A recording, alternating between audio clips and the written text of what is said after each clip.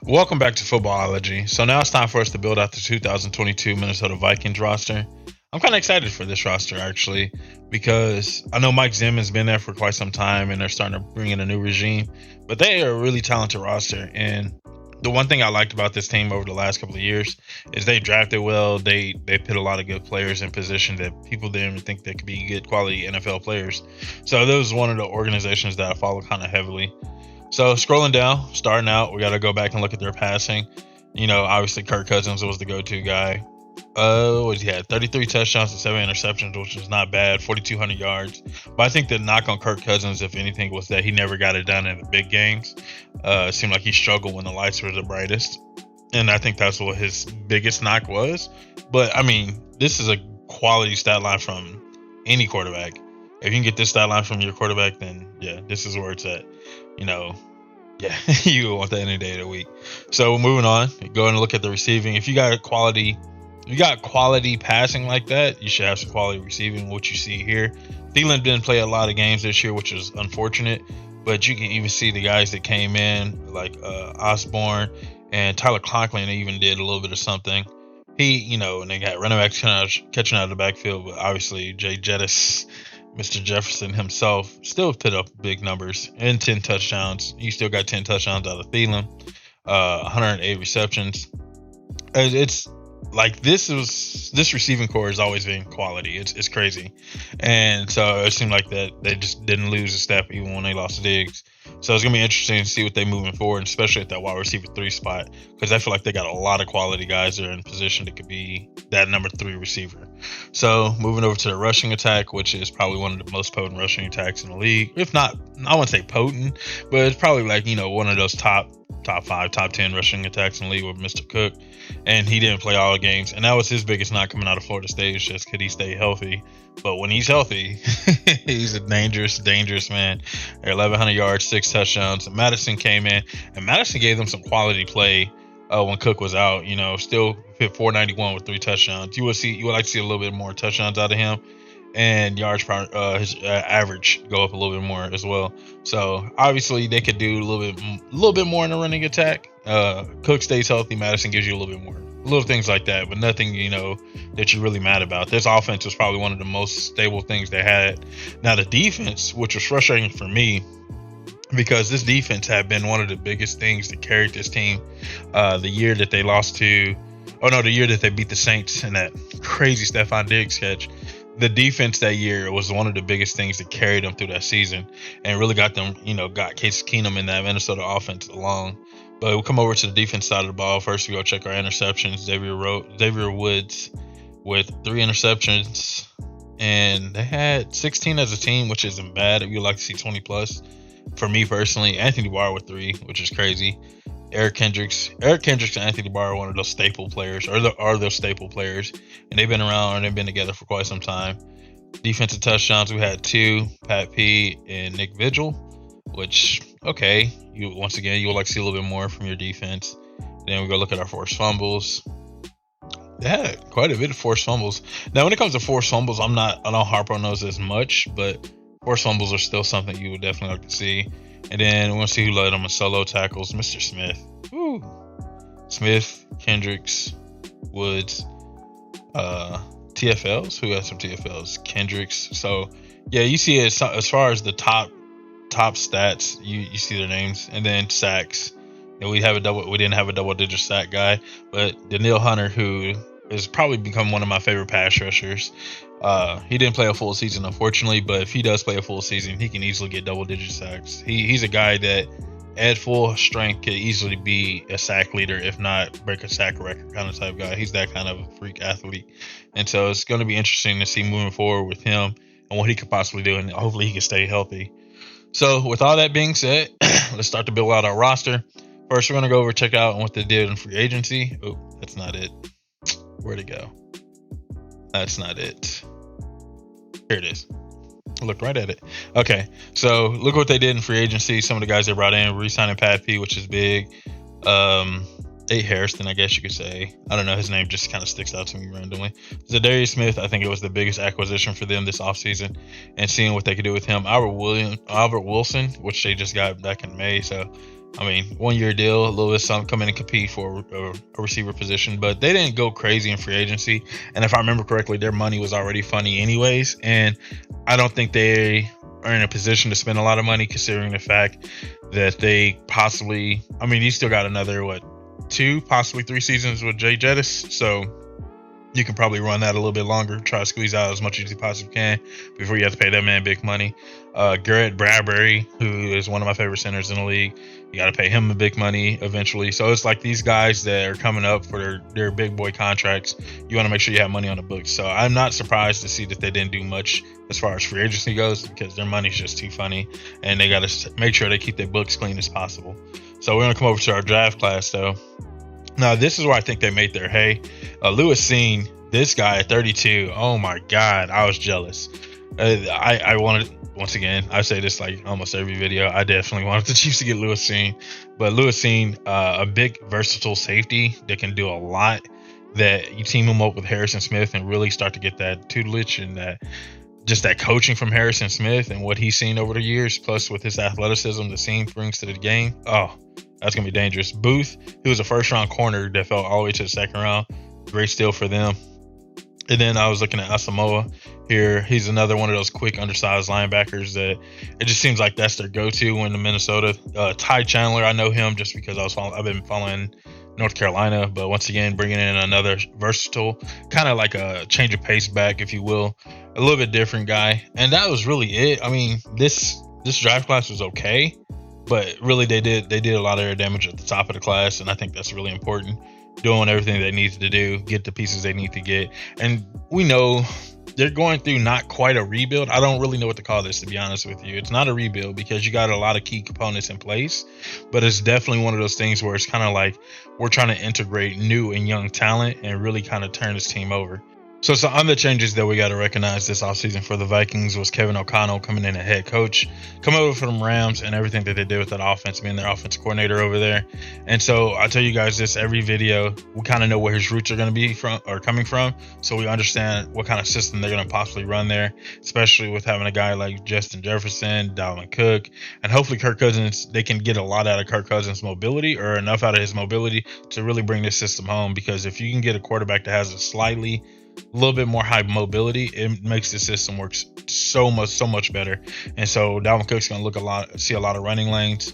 Justin Jefferson is probably going to catch a lot of deep overs, possibly a lot of deep balls also, and especially come out to play action, some slants. I mean, just little nuanced things like that goes in the system that I think is going to be really beneficial for the offensive pieces that they currently have in place. And then we come down, we look at some of the guys that got defensively. First, we talk about Mike Pettin, who was in Green Bay, and you really kind of start to, I think he's one of those guys that I talk about this all the time. Like, he tried the head coaching thing, it just wasn't for him. So now you more lean towards just being a solid coordinator, but they got him as assistant head coach. So hopefully this gives him an opportunity to get back into the head coaching ranks.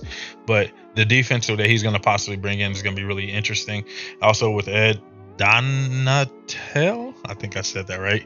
The defense that he did and the way he constructed the Denver defense over the last couple of years. So it's going to be really interesting what he can do. But the Denver defense is really interesting because it seemed like they had more talent. I'm not saying the coaching was bad, but it seemed like they had a lot of quality talent. So it made coaching a little bit easier. That's just my personal opinion. Let me know what you think. So I like this new regime as far as coaches that come in. I think they can do a lot. I think they could possibly get a lot out of the current weapons that they have on roster, both offensively and defensively. And it's going to be interesting to see if they do moving forward. So now comes the fun part. We get to build out our roster. We're on the NFC North. We're on the Vikings. And so now we just get to go in here and start building out our roster. So first things first, we got to go and get our quarterback in place, which is no brainer, Kirk Cousins. And then we're going to get our running back in place, which is going to be Dalvin Cook. But we also got Madison. I mean, you think we got Madison. We got Kovac. That name sounds familiar. CJ Ham at fullback, obviously. Ty Chandler, which is going to be interesting how they work him in. AJ Rose. This man, last preseason was snapping. So I'm hoping he did a lot of good work this throughout the season, but also throughout this offseason, and to get himself in good shape. So it's going to be interesting because this man snapped last preseason. Rose did. So I'm interested to see what he looks like. So then we come out to the tackle position. And then Dursall, which no brainer. Center is going to be a no-brainer. Gert Bradbury. He'll come over to guard. Give me a second. I want to say Watt Davis. Josh Cole. That okay. Why did it say Skull? That's weird. Okay, anyways, Ed Ingram. I know they drafted him. Jesse Davis. That name sounds familiar. Azir Cleveland? That name sounds really familiar. See, these names, they ring bells in my I shit you not. Like, I'm not just saying that. Like, these names ring bells in my head. All right, so just had to double check myself. So Cleveland just play guard. When it comes to guards, I don't really know who plays left, who plays right. I'm not gonna lie to you guys. So I just kind of slap them in there.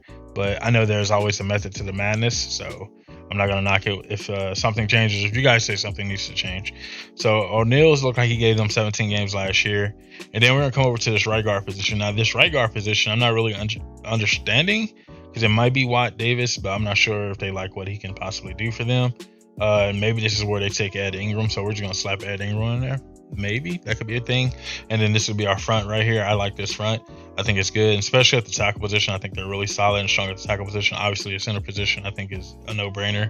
And then coming over to the tight end. Now this is gonna be the interesting part because they did lose Conklin, who was snapping and actually having a pretty good season. But I forgot they got Irv Smith Jr. So pencil him in. And then the athletic tight end on those boots.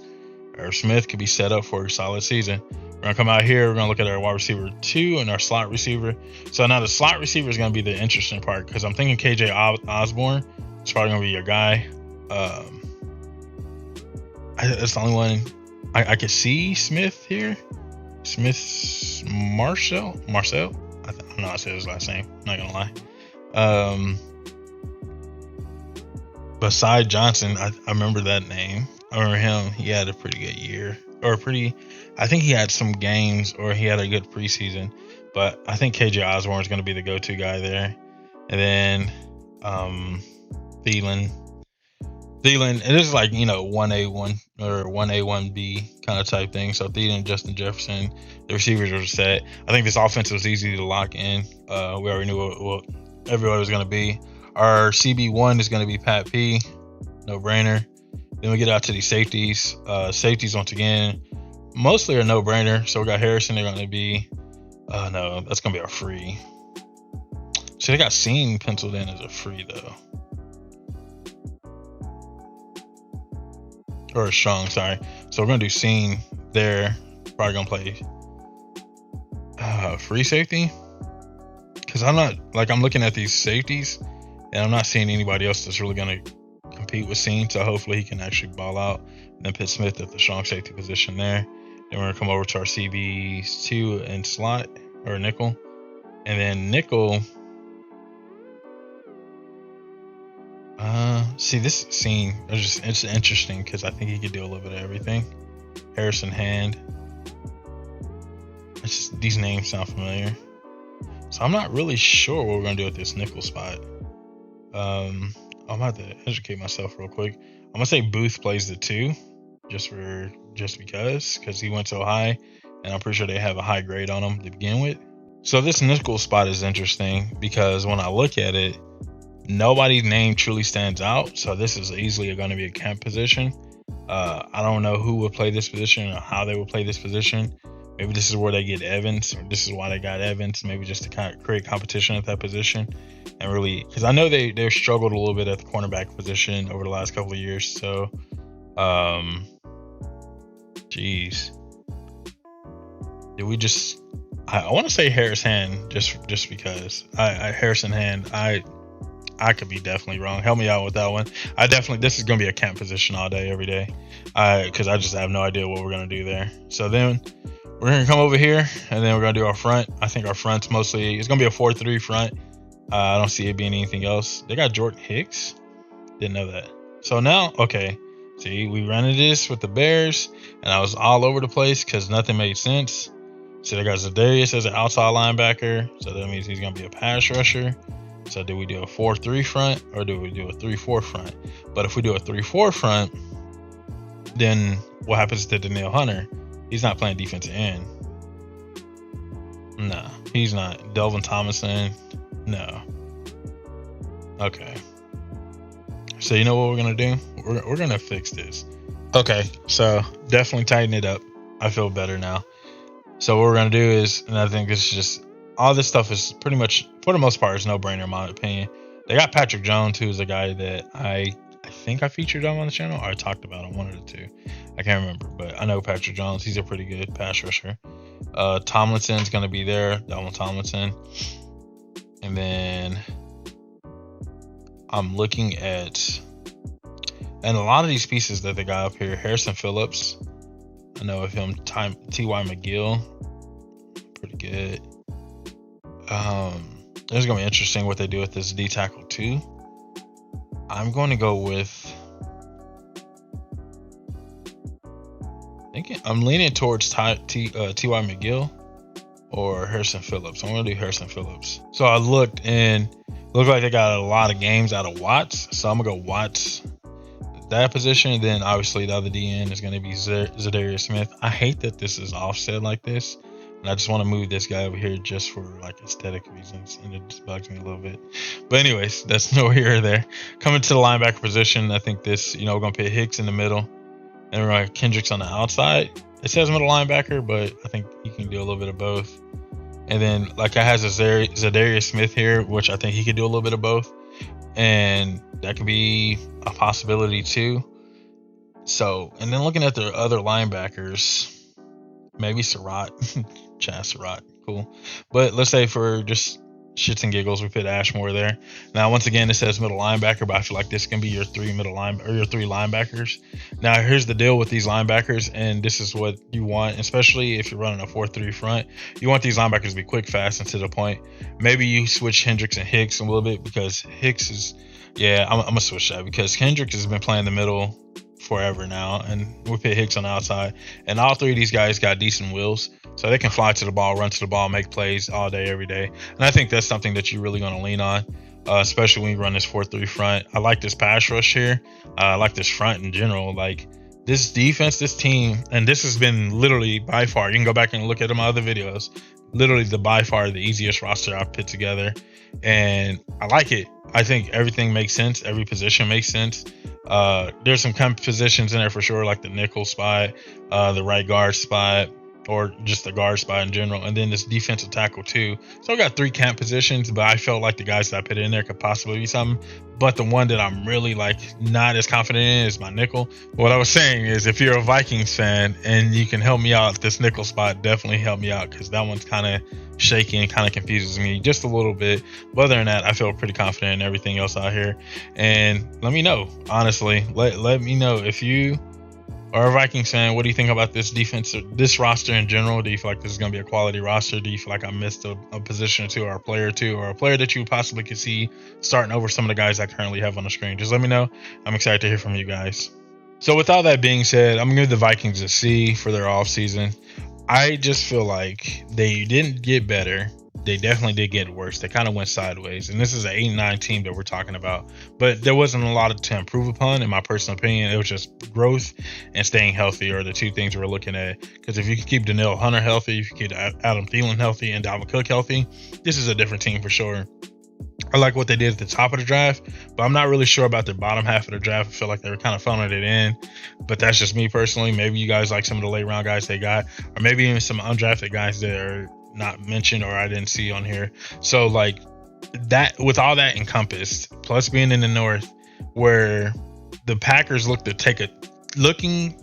like they took a step back. This could be your time to overtake them, and they quite haven't done that yet. And I don't know, maybe be slightly more aggressive. I don't know. But like I said, a C just felt like the safe spot. I feel like it was kind of like my safe spot, like the average, because I don't feel like they got that much better. And this is the same team. Granted, you get a new coaching staff and a new scheme, but is that going to be enough to really take this team over the top? And I do believe they can get a lot out of their offensive weapons with some of the coaching staff that they brought in. But we'll see what happens in the long run. That's what I think.